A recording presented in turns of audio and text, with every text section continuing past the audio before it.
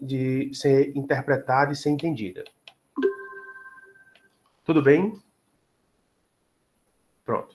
Então, continuando a nossa exposição acerca da organização administrativa e, consequentemente, do nosso modelo, que é exatamente a organização administrativa brasileira, nós vamos hoje falar a respeito de pontos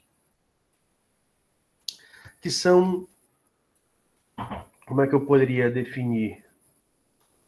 Excepcionais. Então, nós vamos falar hoje muito sobre questões excepcionais, ou seja, sobre exceções à regra, ou seja, sobre aquilo que ultrapassa a regra geral, né? O primeiro tema que nós temos são chamadas as autarquias especiais. Por quê? As autarquias especiais são aquelas autarquias que foram criadas, mas elas desempenham atribuições especiais, que não são comuns às demais autarquias. Então, por isso que elas são chamadas de especiais. Ela tem algumas atribuições especiais.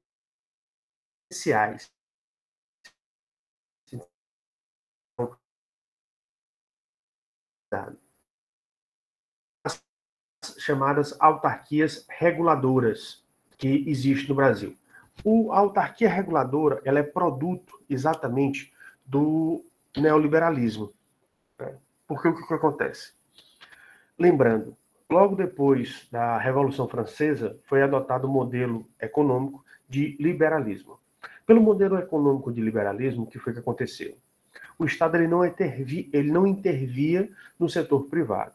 O problema disso é que o setor privado, ele com regulamentação, mas sem supervisão, sem fiscalização, ele acaba ultrapassando os limites. Então, muitas vezes, as empresas ou os empresários buscando lucro, eles eram capazes de fazer também as maiores atrocidades. É só lembrar da época da Revolução Industrial, onde as jornadas de trabalho que foram criadas, o trabalho infantil, o trabalho quase que análogo à escravidão. Então, você teve diversas situações em que o setor empresarial, quando ele fica sozinho, ele também não é aquele setor perfeito. Claro que ele tem os seus bônus, ou seja, tem as suas coisas boas, mas também tem os seus ônus. Então, por isso que o modelo liberal ele teve que ser revisto. E ao ser revisto, percebeu-se que o Estado realmente não deveria intervir na economia, entretanto, a economia deveria ser fiscalizada. Então, para fazer essa fiscalização da economia, foi necessária exatamente a criação das chamadas agências reguladoras, que seriam autarquias especiais. E aí foram criadas agências reguladoras nos mais diversos moldes. E o que acontece no Brasil? Você pode ver que no Brasil nós temos várias agências reguladoras, né? Você tem a Anatel, que é a Agência Nacional de Telecomunicações. Você tem a ANEEL, com 2 S, né? Que é a Agência Nacional de Aviação Civil, a ANTT, a Agência Nacional de Transportes Terrestres, e assim por diante. Se você analisar o governo federal brasileiro, você vai ver várias agências reguladoras. Por quê? Porque cada ramo da economia ela vai ter a sua agência reguladora a fim exatamente de fazer o executivo, dentre as suas diversas competências, ele tem uma que é exatamente a de fiscalização, ou a de exercer o poder de polícia, que é exatamente fiscalizar a atuação dos particulares que estão dentro do Estado. Então, a fiscalização do setor privado. Então, por isso que essa agência reguladora é uma realidade, principalmente nas economias neoliberais e também no Brasil. Por que eu digo no Brasil também? Porque nós não somos de todo neoliberal. Então, o Brasil ele tem muita influência. Ele é muito multifacetado, né? A organização administrativa brasileira. Então, os legisladores brasileiros, eles resolveram fazer uma cópia dessas agências reguladoras, e foi implementado também aqui no Brasil. Sendo que nós temos as particularidades das agências, como elas vão ter a forma de autarquia, ou vão ter a natureza jurídica de autarquias, elas precisam de uma lei de criação, mas elas vão ter uma grande independência em relação ao executivo. Por quê? Porque para que elas possam executar bem a sua atividade, a sua atribuição funcional, ou seja, a sua competência definida pela Constituição, elas têm que ter um maior grau de independência do que as outras autarquias. Então, daí ela também ser chamada de autarquia especial. Os dirigentes dessas autarquias, eles vão ter uma investidura especial, por quê? Porque, embora seja uma autarquia, ela não vai ser simplesmente indicada pelo chefe do executivo, ou seja, pelo presidente da República. Essa pessoa, ela tem que passar por uma sabatina perante o Legislativo, mais especificamente perante o Senado, e tem que ser votado pelo plenário do Senado. Então, você perceberá que ela tem a indicação do Executivo, mas também tem que ter uma aprovação do Legislativo, através do Senado Federal. Também, esse dirigente, ele vai ter um mandato fixo, né, ou seja, tem um período de tempo que ele pode ficar lá, e está previsto na lei que cria a pessoa jurídica quais serão esses mandatos desses dirigentes. Então, por isso você percebe que essas autarquias, elas vão ter um tratamento diferenciado das outras, tanto pelas suas competências, como também pelo exercício das suas atribuições, porque tem que ter essa maior independência. Além disso, a função dessas agências, né, que são autarquias especiais, elas vão cuidar principalmente da regulamentação, do controle e da fiscalização de serviços públicos e atividades e bens transferidos ao setor privado. Então você vê exatamente que essas agências reguladoras, elas vão atuar muito no poder de polícia, né? Ou seja, de fazer o acompanhamento das atividades que estão sendo feitas pelo setor privado. Outra autarquia especial que nós também temos dentro do Brasil é exatamente o Banco Central. E você pode se perguntar, mas por que o Banco Central? O Banco Central brasileiro, ele não é um banco comum, que as pessoas às vezes pensam, o Banco Central é um banco. Não. Na verdade, o Banco Central, ele é uma autarquia especial. Por quê? Porque é entregue ao Banco Central exatamente ele fazer uma fiscalização, um acompanhamento, um planejamento da economia brasileira.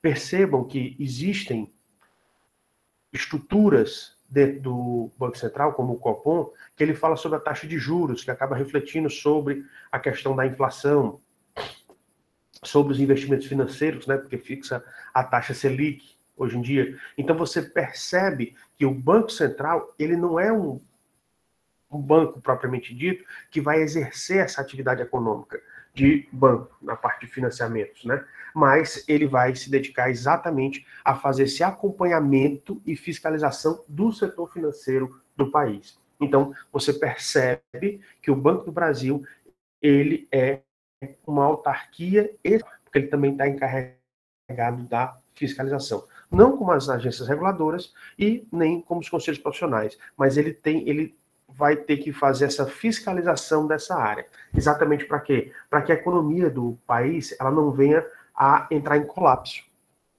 Então, por isso que ela tem que fazer um acompanhamento e também o planejamento das ações que precisam ser feitas.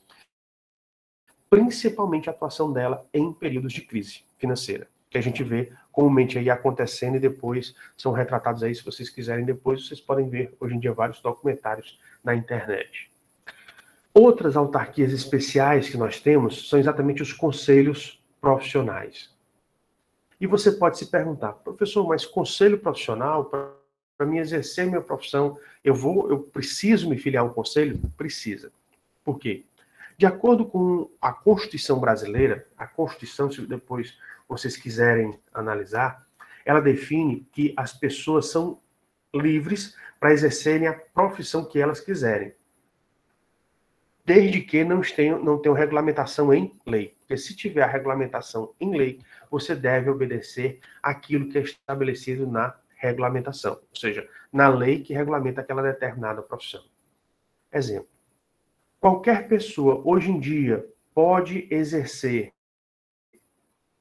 a atividade de advogado? Não. Para ser advogado, você tem que ter, primeiro,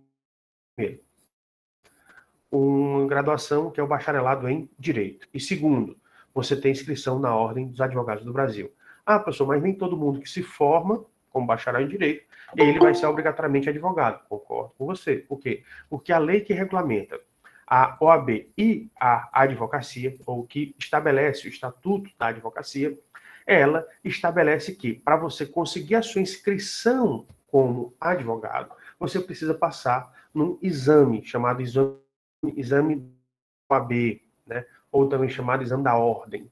Então, por isso que você tem essa diferenciação. Então, você tem os bacharéis em Direito e você tem os inscritos no OAB, exatamente por conta desse exame da ordem, que, particularmente, a cada ano, esse exame da ordem ele vem se especializando e vem dificultando o acesso a essa inscrição da OAB. Então, você tem exatamente essas circunstâncias especiais. Sendo que eu falei em OAB, mas a OAB é a única instituição que cuida dos profissionais que não é considerado conselho profissional. Porque a OAB ela tem atribuições de conselho profissional e de outras atribuições para a advocacia. Então, por isso que ela é a única entidade que cuida de uma determinada profissão que não é considerada meramente um conselho profissional. Tá certo? É a única, inclusive já definido pelo Supremo Tribunal Federal, mais especificamente pela ADIM, ou seja, Ação Declaratória de Inconstitucionalidade, número 3026. Então o STF já estabeleceu isso. Mas todos os outros conselhos, eles são considerados conselhos profissionais. Por quê? Porque eles foram feitos para fiscalizar aquela determinada profissão. Então, um médico obrigatoriamente, ele tem que ser registrado perante o Conselho de Medicina, o Conselho Regional de Medicina. Os contadores têm que se registrar perante os seus conselhos regionais. Os administradores também têm seus conselhos regionais. Vocês, quando se formarem e forem atuar na área, têm que se registrar perante os seus conselhos profissionais. Por quê? Porque os conselhos profissionais, eles cuidam exatamente da fiscalização do exercício de cada atividade profissional. Ou seja, cada profissional liberal, ele tem o seu conselho de fisioterapeutas, de educadores físicos, de engenheiros, de arquitetos e assim por diante. Então, cada profissão, ela tem o seu conselho profissional e aquele determinado profissional obrigatoriamente deve estar registrado por esse determinado conselho, porque se ele não estiver registrado, o exercício que ele realiza é um exercício ilegal da profissão. Então, por isso que o registro ele é obrigatório. E aí, uma vez que ele se registra, ele vai exatamente se submeter à fiscalização, tá certo? Então, por isso que você tem esta situação.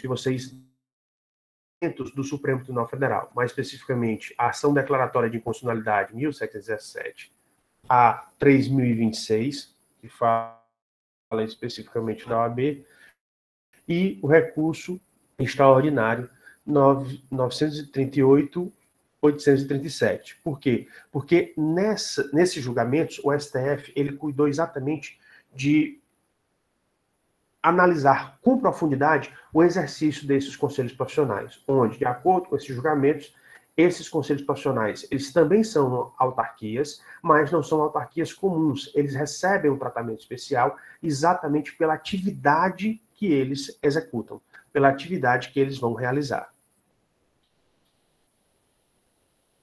O quarto modelo de autarquia, o quarto tipo de autarquia, que também tem um tratamento diferenciado, são exatamente as chamadas autarquias universitárias. Ou seja, para se criar uma nova universidade, cria-se uma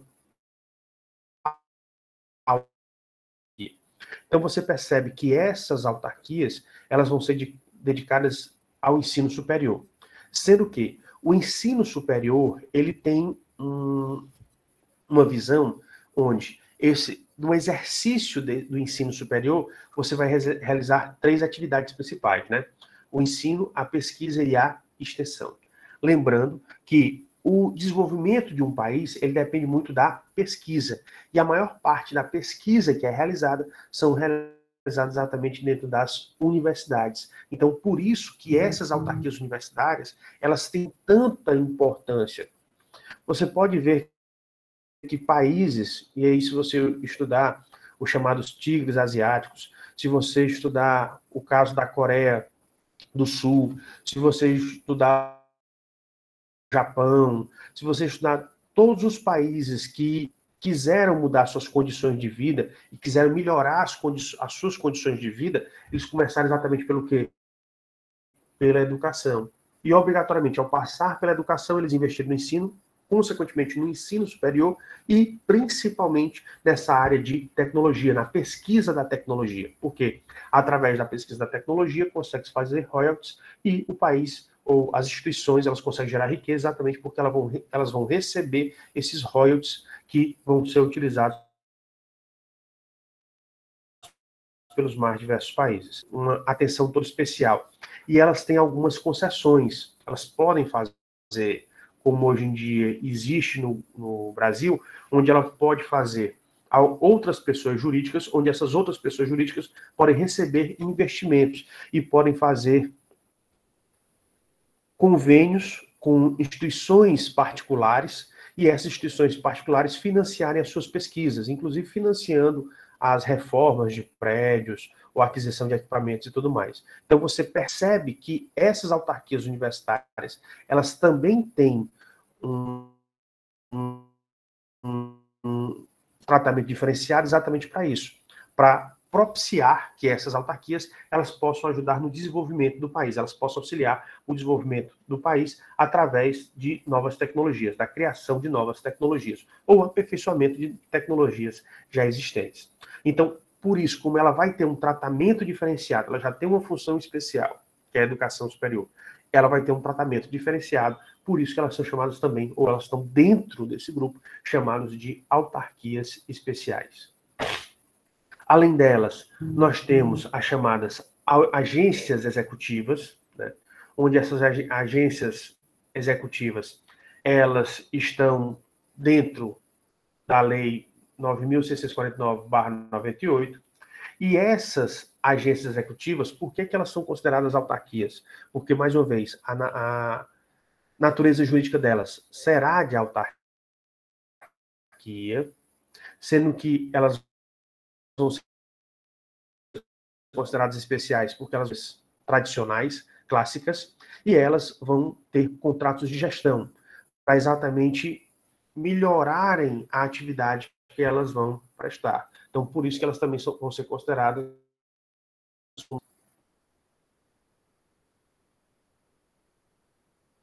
E por quê? São exatamente aquelas oriundas de consórcios públicos, onde ela vai ter os empreendimentos interfederativos, ou seja, entre as federações. Então, realmente, para a pessoa leiga, é mais difícil de compreendê-los. Entretanto, eles estão já estabelecidos na legislação, através da Lei 11.107 de 2005, e esses consórcios públicos eles vão trabalhar muito com associações públicas. E essas associações públicas, elas podem também envolver associações civis de direito privado. Como elas têm um grau maior de especialização e uma atenção especial, e como é que a gente não tem muito tempo por conta da questão do tempo da nossa disciplina, da ementa que nós temos que conduzir, nós sugeriríamos aqueles acadêmicos ou acadêmicas que quisessem conhecer um pouquinho mais dos consórcios públicos, porque vocês podem trabalhar exatamente auxiliando esses consórcios públicos, vocês podem se especializar nisso. Então, quem pudesse ou se interessasse, poderia fazer o seu TCC exatamente nessa área, porque é uma área que ainda tem muito a ser explorada e a ser entendida. E consequentemente, a ser também desenvolvida. Tá certo?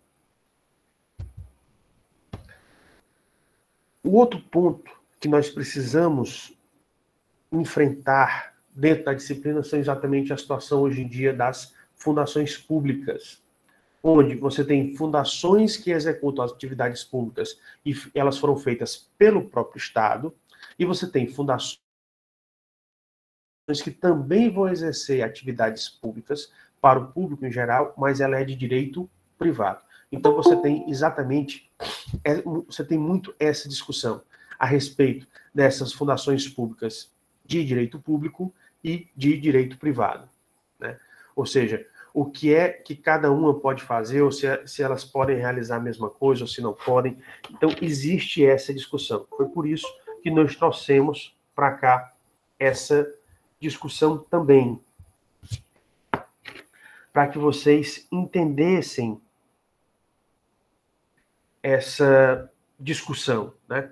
De fato, a discussão ela é importante, porque você tem essas várias pessoas jurídicas existindo no Estado, ou coexistindo dentro do nosso Estado, e algumas vezes você pode não ter a noção do que é que cada uma pode fazer, ou do tratamento que será dispensado a cada uma delas. Então, exatamente por isso, você vai ter essas diferenciações, né?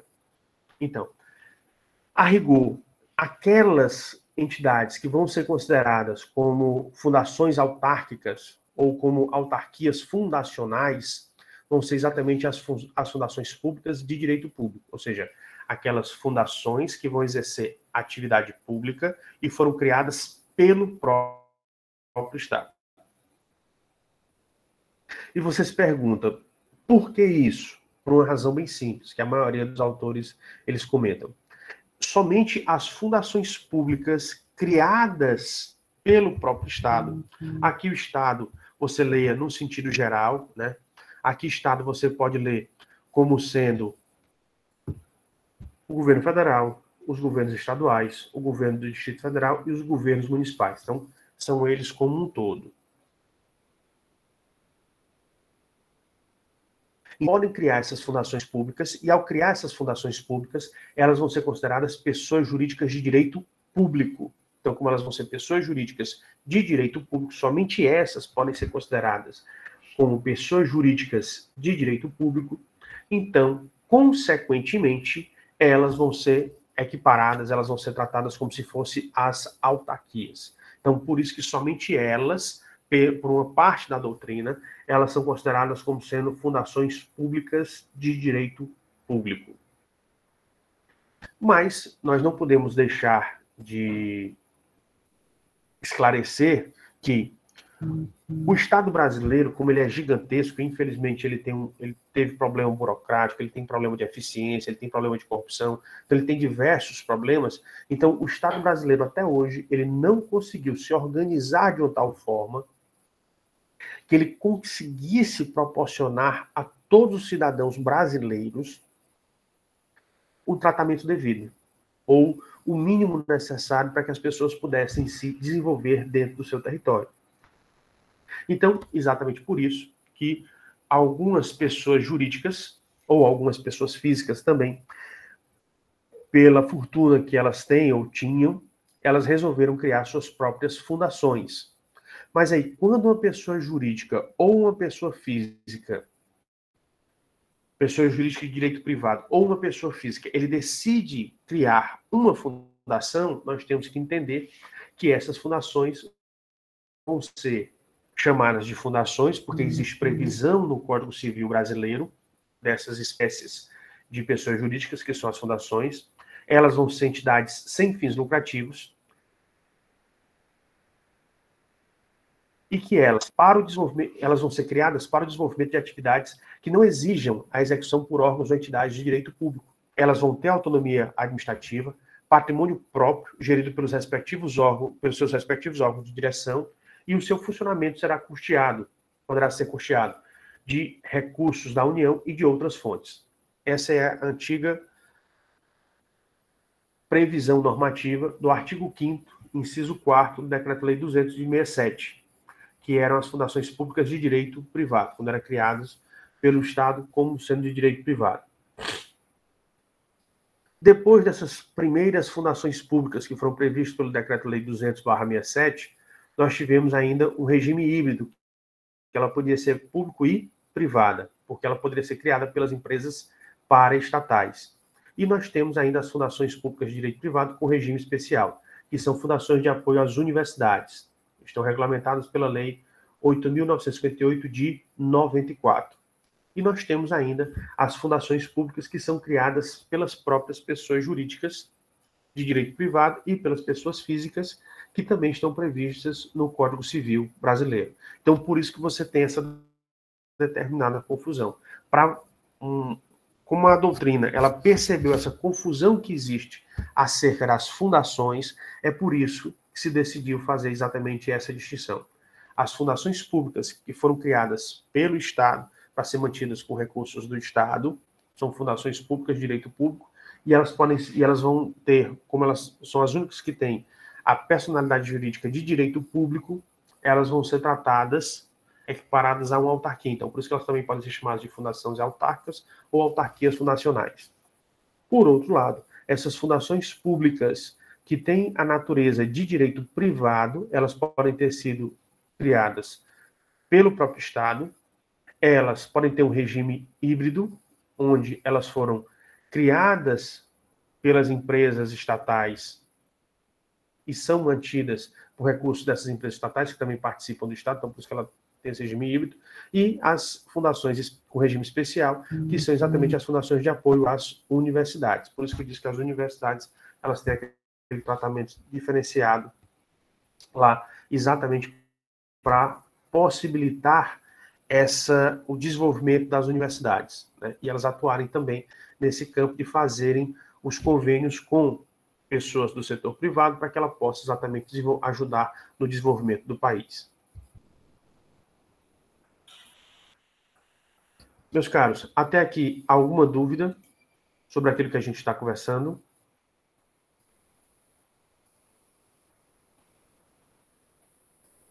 Não, professor, tranquilo.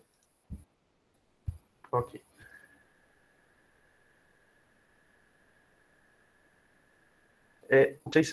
Vocês viram que eu dei um panorama geral do que era a administração pública. Tentei dar uma ideia do que era uma administração pública no Estado unitário, que é uma administração pública dentro do Estado federal. Depois a gente viu exatamente como é que se organiza uma administração direta e como é que se organiza uma administração indireta. E agora, essa aula, nós estamos tratando exatamente das particularidades da organização administrativa brasileira, ou seja, da organização administrativa no nosso país, no Brasil. Por quê? Porque a organização administrativa brasileira, ela é realmente diferenciada. Vocês vão perceber, nós vimos agora com as fundações, né? Então, existem fundações públicas que são criadas pelo Estado, mas também existem fundações que são criadas pelo setor privado. Por quê? Porque o setor privado, por muito tempo, ele percebe que o Estado brasileiro ele não é capaz de cuidar de todos os cidadãos. Então, por isso que de vez em quando surgem ações da iniciativa privada exatamente para ajudar a execução de algumas atividades do Estado. Então, elas correm em paralelo, tá certo? Nós vimos lá com as fundações, você pode até ver a Fundação Bradesco, né? A Fundação Bradesco foi uma fundação criada pelo Bradesco, mas ela é voltada exatamente para a educação principalmente de crianças carentes. Nós vamos ver agora que, posteriormente a existiu um período de criação dessas fundações, depois existiu um período em que foram criados exatamente esses entes paraestatais. Então, você pode ver alguns momentos do setor privado querendo ajudar o setor público, ou querendo ajudar que a função do setor público ela tentasse chegar a todos os brasileiros, né? Todo o cidadão brasileiro. Então, por isso que o primeiro momento foi das fundações de direito privado. Agora nós vamos ver esse segundo momento das entidades paraestatais. E depois nós vamos ver o momento do terceiro setor. Então, nós podemos ver esses três momentos dentro da história brasileira. Eu não sei se vocês já tiveram a oportunidade de estudar isso quando vocês falaram de administração pública nas disciplinas de administração. Vocês já chegaram a estudar isso?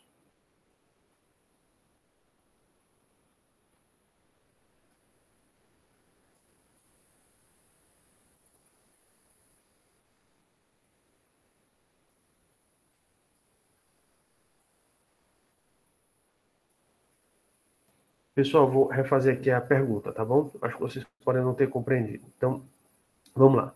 Aqui no direito administrativo, nós estamos analisando a administração pública brasileira, mas pelo viés da legislação, ou seja, pelo viés do direito. A gente está enxergando a administração pública, mas de acordo com a visão do direito.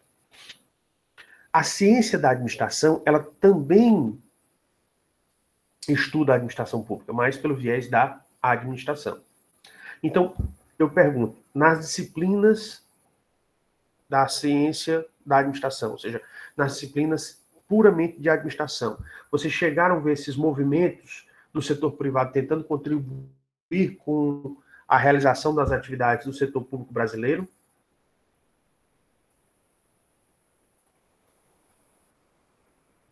Não, professor, eu lembro que a gente viu mais uma parte geral, assim, por exemplo, da sociedade de economia mista, empresas públicas, mas foi bem por cima, superficial. Certo. Focava mais, Ok. mais nas Agradeço. teorias, né? Uhum. Como é que eram os modelos de administração, né? Exatamente, o patrimonial, o burocrático, né? Os modelos que a gente já viveu no nosso país. Certo. Agradeço a sua contribuição, tá certo? Mas o que, então, para aqueles que vão se esmerar, né, no estudo da administração pública brasileira, é importante que você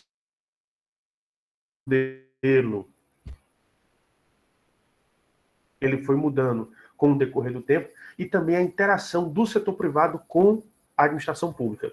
Você vai passar aí por esses três momentos. O momento em que ocorreu a criação das fundações do setor privado, o momento dessas entidades paraestatais, da criação dessas atividades paraestatais,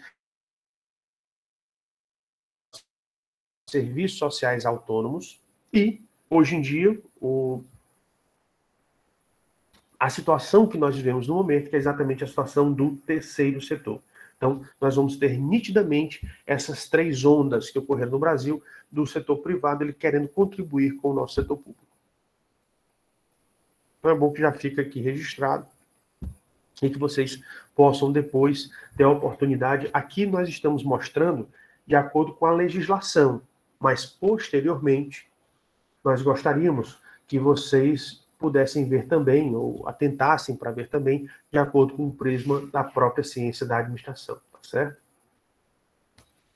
Então, feitos esses esclarecimentos, vamos voltar aqui para a nossa matéria, e especificamente sobre os entes paraestatais. Então, primeiro, vamos entender o termo, né? Como eu sempre peço para vocês, a gente tem que entender o termo.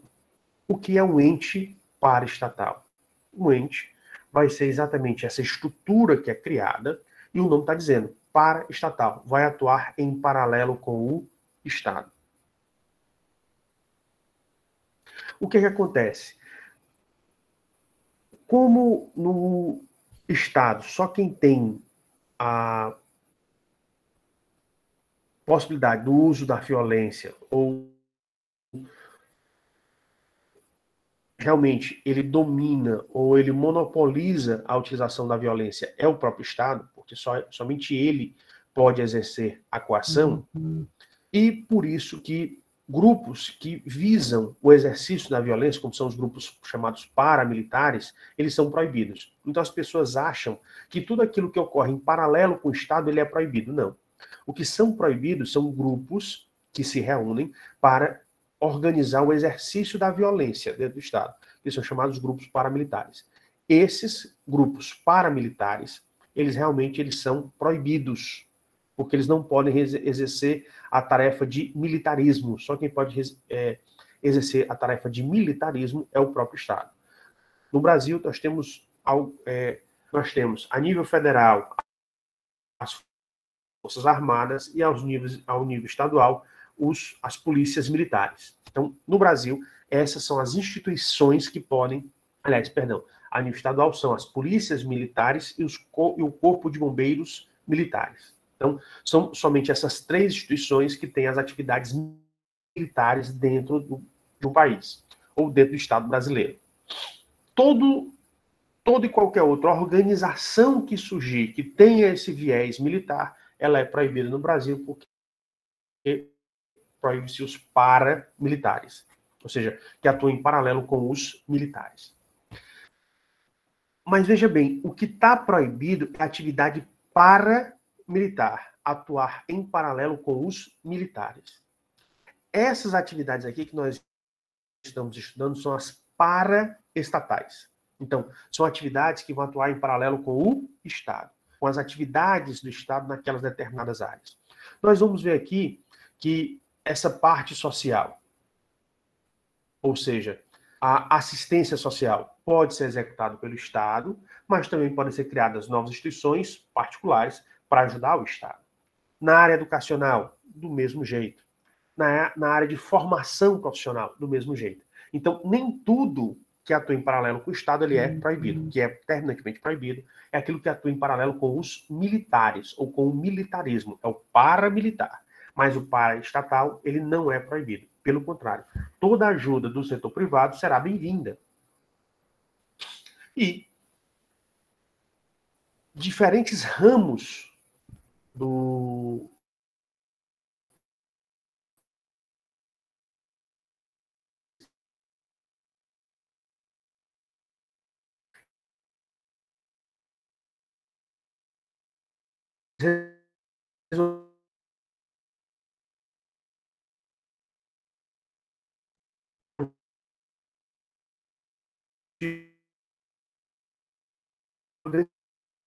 organizar. Então, primeiramente, eles resolveram isso que seriam utilizados, que seriam levados adiante exatamente pelas entidades privadas, mas que subsistiriam com apoio ou com a verba pública.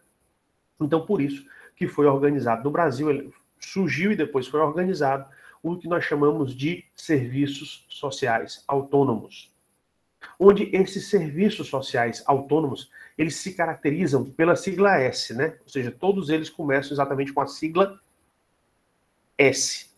Então, por isso que muitas pessoas chamam esses serviços sociais autônomos de sistema S. Porque todos, ou quase todos, eles começam exatamente com essa sigla de S. S aí significando exatamente o termo de serviço, né? Porque todos eles são serviços sociais que são praticados por setores da economia. Então, determinados setores eles começaram a se organizar e, nessa sua organização, eles começaram a prestar alguns serviços para a população, para o povo. Primeiramente, começou para as pessoas ligadas àquela determinada atividade econômica e depois elas foram expandidas, né? Depois elas foram abertas para toda a população. E aqui nós temos o que é mais comum de vocês encontrarem, que é exatamente o SEBRAE. Mas o que é que significa SEBRAE? SEBRAE significa Serviço Brasileiro de Apoio às Micro e Pequenas Empresas. Então, o que é que acontece? Hoje em dia, principalmente atualmente, se fala muito nesse termo chamado de empreendedorismo. E, geralmente, a pessoa, quando ela vai empreender, ela não tem recursos, ela não tem meios. Então, ela vai meio que tateando nessa parte do empreendedorismo, ela vai tentando achar um nicho ou um setor da economia onde ele possa executar suas atividades, seja diferenciada, seja especializada e que seja bastante demandada pela sociedade. E aí, ela vai passar a se desenvolver exatamente nesse determinado setor, ela vai passar a se dedicar a esse determinado setor. Mas ela sempre vai começar pequena, ou nós podemos chamar também de micro.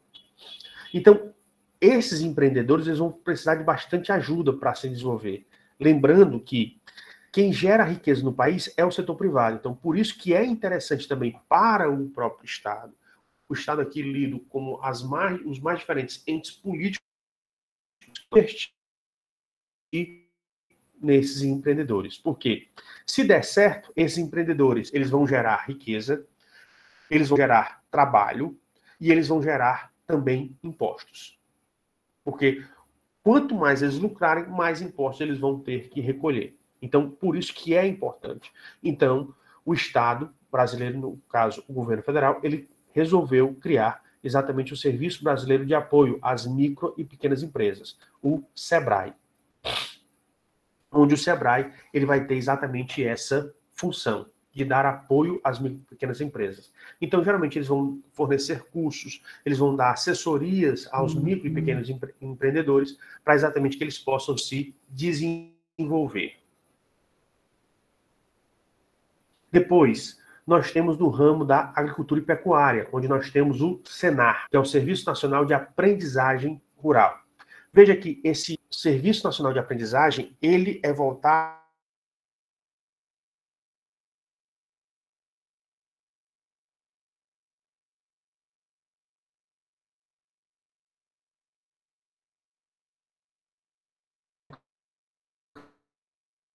à ação profissionalizante.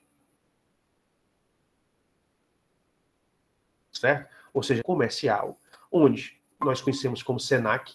E aí o SENAC, ele visa exatamente isso. O SENAC, ele visa a educação profissional para as pessoas que vão trabalhar no setor do comércio. Então, ele visa capacitar as pessoas tecnicamente para exercerem atividades do comércio. Veja que a atividade de agricultura e pecuária é diferente da atividade do comércio. Então, são setores distintos, atividades distintas. Então, por isso que cada um tem o seu foco. Às vezes, você pode ter alguma coisa em comum. Por exemplo, computação, hoje em dia. Né? Ou seja, esses cursos de informática, eles são comuns hoje em dia para todos os setores. Porque todos os setores, eles acabam utilizando informática. Mas o principal deles são atividades que vão ser desempenhadas profissionalmente, tecnicamente, com especialização técnica naquela determinada área da sua relacionada à sua atividade econômica. Mas a Confederação Nacional do Comércio ela não tem só o serviço de educação profissionalizante. Ele também tem o serviço social do comércio. Onde esse serviço social do comércio, que é o chamado SESC, ele visa exatamente essas outras atividades, né? As atividades relacionadas à saúde, a lazer. Então, além da parte da educação profissionalizante, você tem essas demais áreas que são ofertadas aí pelo SESC, no caso do comerciário. E, hoje em dia, o SESC ele não é voltado somente para os comerciários, ele também é voltado para outros setores.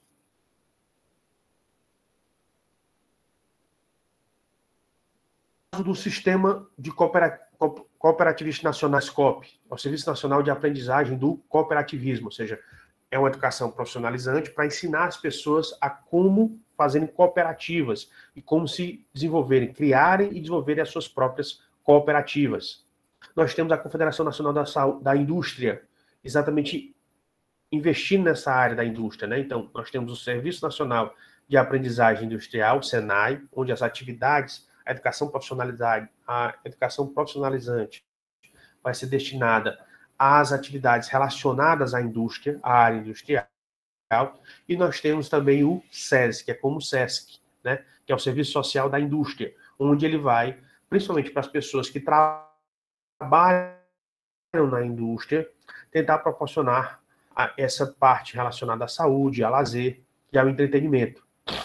E também nós temos a Confederação Nacional do Transporte, onde ela vai fazer a educação profissional nessa atividade, que é o Serviço Nacional de Aprendizagem do Transporte, o chamado SENAT. Então, por isso você vai ver que os cursos SENAT são voltados exatamente para essa área de transporte, e você vai ter o Serviço Social do Transporte, o SEST. O Serviço Social, o SEST, ele tem os mesmos moldes do SESI e do SESC, né? A única diferença é que eles vão ser fornecidos para os profissionais de transporte, depois eles foram abertos para toda a população.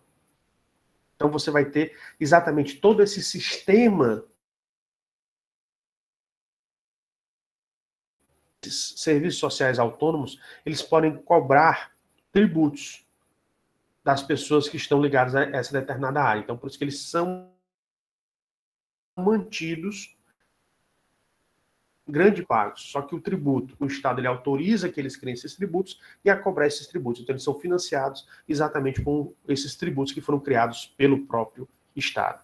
Então, por isso que eles são chamados de entes paraestatais, onde eles funcionam em paralelo do Estado, a estrutura deles vai ser uma estrutura diferenciada do Estado, mas eles vão atuar em paralelo, porque o serviço que ele vai fazer vai ser um serviço que ele deveria ser prestado pelo Estado. Então, eles criam esse serviço para ajudar o próprio Estado. Além disso, nós verificaremos também que eles se mantêm principalmente com verba pública, não porque o Estado vai pegar uma parte da verba do seu orçamento, mas porque ele cria um tributo próprio para que essas entidades possam cobrar de todas as pessoas que estejam ligadas a essa determinada área. Então, ele se mantém com uma verba que foi criada pelo poder público, mas foi entregue a eles para que eles pudessem manter as suas próprias atividades. Então, por isso você vê uma inter-relação muito grande entre os serviços sociais autônomos e o setor público e o próprio Estado brasileiro.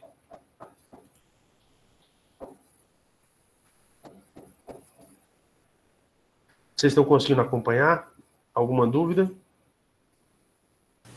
Sim, professor, estamos conseguindo. Ok. Agradeço aí o retorno. Então, depois desses serviços sociais autônomos, nós vamos ter exatamente os chamados entes delegatários, né? Ou seja, aqueles que recebem uma delegação do Estado para prestar algum serviço público. E aí nós temos, como delegatários, nós temos as concessionárias, os permissionários e os autorizatários. Então, nós temos 3 tipos de delegações para prestação de serviço público por parte do Estado. Os concessionários, os permissionários e os autorizatários. Então, a diferença que acontece para cada um deles é exatamente o regime jurídico, ou seja, o conjunto de normas aos quais eles vão estar submetidos. Os autorizatários são aquelas pessoas que recebem uma autorização do Estado para prestar um determinado serviço público. O que é que acontece? Os direitos que os autorizatários têm face do Estado, eles são direitos menores.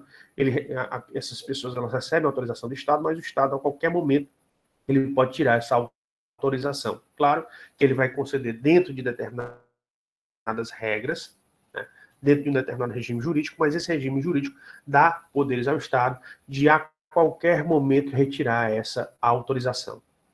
Os permissionários, de acordo com o regime jurídico, eles vão ter um pouquinho mais de direitos, mas também eles não vão ter uma grande segurança jurídica, porque o Estado também vai ter a possibilidade de retirar essa permissão de maneira mais fácil. Dos delegatários, aqueles que recebem um tratamento totalmente diferenciado e que, por isso, vão ser mais preservados, serão exatamente os concessionários. Por quê? No caso dos concessionários, eles vão ter contratos. E esses contratos, eles devem ser respeitados. Então, esses contratos impedem que o Estado ele tome esse serviço público de qualquer maneira. Ou se o Estado precisar fazer uma retomada desse serviço público, ele vai ter que pagar uma indenização mais alta, né? Além de outras sanções devido ao descumprimento do contrato. Efetivamente, ele vai ter um contrato, e como contrato, esse contrato tem que ser obedecido. Se ele for desobedecido, quem der causa à desobediência ou desrespeito do contrato, ele vai ter que pagar as chamadas sanções contratuais. E nessas sanções contratuais estão incluídas exatamente as indenizações e multas pelo descumprimento do contrato. Então você percebe que tentou também evoluir e você chegou exatamente nesse modelo aí, que são os chamados delegatários. Hoje em dia, a maioria dos serviços que nós temos, eles são feitos através de concessionárias. Por exemplo, aqui no estado do Ceará, nós temos a Enel, que é a Companhia de Energia Elétrica. Ela é uma companhia privada, ela é uma empresa privada. Entretanto, ela é uma concessionária desse serviço de energia. Então, ela tem um contrato com o Estado que regula exatamente como vai ser esse fornecimento, essa distribuição e fornecimento de energia. Geralmente, os municípios eles são responsáveis, é competência deles, o abastecimento de água e esgoto. Mas como tem muito município no estado do Ceará que é pequeno, o que é que acontece? Esses municípios fazem a contratação da CAGES, que é exatamente uma empresa pública estadual. Então, a prestação de serviço do fornecimento de água e esgoto que é para ser feita pelo município, geralmente é feita pela CAGES. De que forma? Exatamente através de concessionárias, né? Ou seja, é feita uma concessão para a CAGES para que ela possa explorar esses serviços de água e esgoto dos municípios aqui no estado do Ceará. E aí você tem várias outras concessionárias, né, que você vai analisar e vai verificar. Você tem concessionárias no transporte público, você tem concessões também em outros setores. Então, você vai ver uma série de situações onde se encaixou exatamente para você fazer através de concessão do serviço público. Até mesmo existem concessões de serviço público para cuidar de estradas, né? Principalmente isso daí ocorre no sul e sudeste. Então, você verificará exatamente essa fase, onde se lidou muito com os delegatários. Mas, atualmente, o Estado brasileiro ele vive uma fase posterior, ou seja, uma fase nova, uma fase inovadora que está tentando ser implementada, que é exatamente a situação do terceiro setor. E aí, o que é que seria esse terceiro setor, né? O terceiro setor ele seria composto exatamente por organizações não governamentais. E aí o nome já está dizendo, são organizações, ou seja, são pessoas jurídicas que não fazem parte do Estado, mas que vão atuar em conjunto com o Estado. E as organizações não governamentais elas já são mais antigas, né? E atualmente, depois das regulamentações que foram feitas sobre o terceiro setor, nós temos as mais comuns, as OSCs, né? Que são as organizações da sociedade civil, onde essas organizações, na verdade, elas são pessoas jurídicas de direito privado. E, dentre essas pessoas jurídicas de direito privado, geralmente elas podem assumir algum desses modelos. Essas organizações, ou elas serão associações, ou serão fundações, ou serão organizações religiosas. Então, nós comumente temos esses três tipos de natureza jurídica dessas pessoas jurídicas que vão fazer parte dessas organizações. Né? O que aconteceria? O setor público, quando ele percebe que ele não está conseguindo executar bem a tarefa dela em um determinado setor, ele pode fazer um edital para fazer uma parceria ou para fazer repassar aquela determinada atividade a uma dessas organizações. Então, ele faz um edital de chamamento dessas várias organizações existentes dentro do Estado, onde elas podem apresentar suas situações. Então, vai ser analisado tecnicamente se aquela organização ela tem condições de prestar aquele determinado serviço. Depois, vai analisar exatamente o valor pelo qual vai ser prestado esse determinado serviço. Então, é um conhecimento bastante especializado que as pessoas vão ter para fazer essa análise. E, em verificando que as pessoas elas se encaixam naquele determinado, vão ser estabelecidos critérios, onde vão servir exatamente para que se decida qual das várias entidades vão ser escolhidas para executar aquele determinado serviço. Hoje em dia, você tem esse modelo sendo muito utilizado na administração penitenciária. Existem várias penitenciárias pelo Brasil que elas hoje em dia estão sendo terceirizadas, elas estão dentro desse terceiro setor, onde essas organizações elas estão assumindo essas penitenciárias exatamente para fazer o gerenciamento. E o Estado, mensalmente, ele faz o pagamento por esse exercício, pelo desempenho dessa determinada atividade. A mesma coisa quando você tem os jovens infratores, né? Os centros que cuidam dos jovens infratores também podem ter, através desse modelo do terceiro setor, como também os abrigos, creches, elas podem ter exatamente o terceiro setor. Aqui no estado do Ceará tem uma particularidade, porque hoje você tem o chamado ISGH, né? Ou seja, foi criado um instituto para cuidar da administração das unidades da saúde pública do estado do Ceará. Então, você percebe exatamente essa possibilidade, onde o viés, pelo menos que justifica a criação desse terceiro setor, seria que essas organizações elas teriam um conhecimento especializado e conseguiriam desempenhar da melhor maneira esses determinados serviços públicos também. Agora, como qualquer coisa na vida, pode ser bem desempenhado ou pode não ser bem desempenhado, né? E, inclusive, a gente suscita aqui para vocês que aqueles que se interessarem, hoje em dia é um campo muito fértil e que vocês poderiam se debruçar sobre esse assunto a fim, efetivamente, de vocês analisarem se esse terceiro setor no Brasil está sendo bem utilizado, não está sendo bem utilizado, quais seriam as sugestões para que a gente melhorasse o terceiro setor no Brasil. Então, é um excelente tema, tanto para análise de TCC, como também posteriormente de um mestrado, se vocês quiserem depois se especializar nesse assunto. Tá certo? Até aqui alguma dúvida, pessoal? Não? Pois bem, com essa aula nós finalizamos